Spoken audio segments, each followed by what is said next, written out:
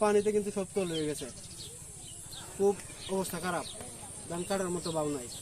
এরপরেও রাস্তা খারাপ, যদি রাস্তাটাও ভালো থাকতো তাহলে কৃষকরা অল্প অল্প কাইটা বাড়িতে নিতে পারতো, তাদের খরচটা উঠতো কিংবা এগুলো খাইতে পারতো।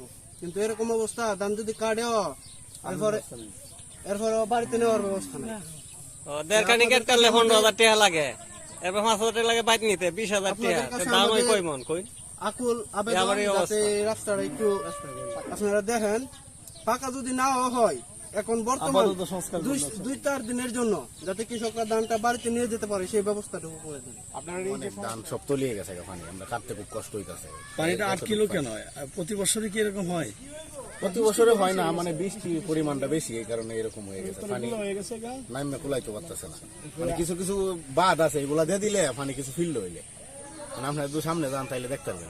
এই জন্য পরিমাণ পানি আপনাদের হাওড়ে কি পরিমাণ পানি অনেক পানি, আপনার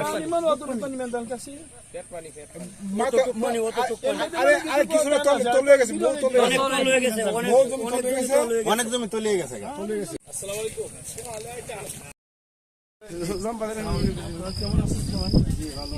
আমি আপনাদের খুঁজতে আসছি, আপনারা অনেক কষ্ট করছেন, হাওড়ের ধান পানির তলায় চলে গেছে, আপনারা উঠাইতে পারতেছেন না। সব মিলায় তো আমি মনে করি আপনাদের অনেক কষ্ট হচ্ছে, তো দেখতে আসছি।